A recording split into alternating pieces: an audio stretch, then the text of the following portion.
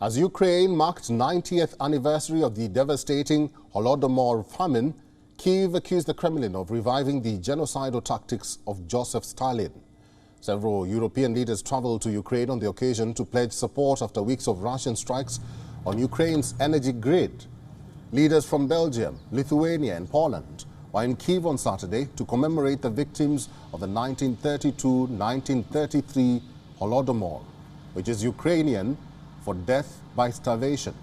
It is regarded by Kyiv as a deliberate act of genocide by Stalin's regime.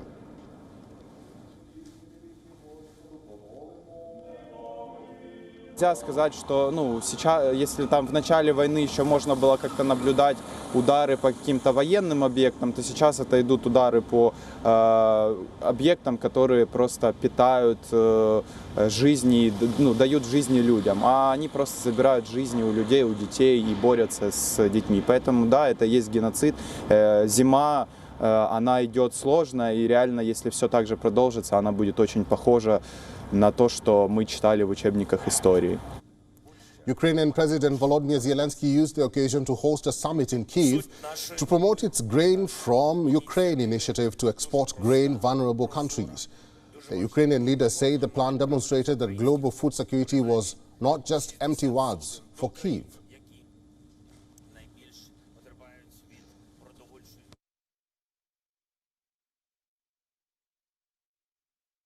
Securing the food supply chain is not just a question of free trade or market economy, but at the end of the day, a life or death decision.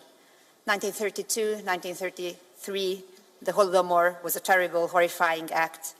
We Hungarians are not just aware of this fact, but are one of the nations who commemorate this tragedy all over the country.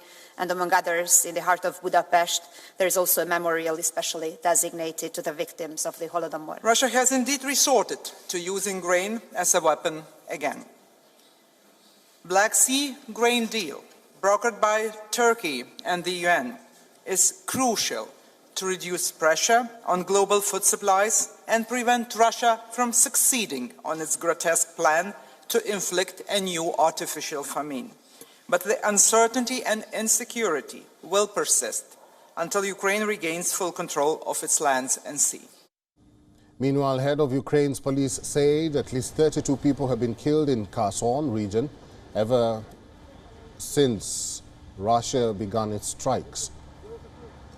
And since Russian forces pulled out 2 weeks ago, the Russian forces are now positioned on the eastern bank of the Dnipro River, from where they have been shelling the city regularly. The Russian military says they have held on to their combat positions at the Kakhovka water reservoir in Zaporizhzhia region of Ukraine.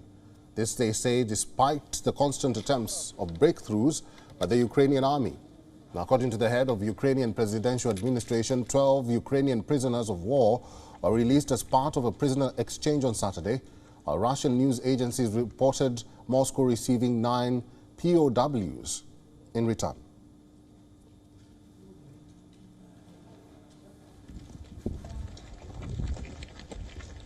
WION is now available in your country. Download the app now and get all the news on the move.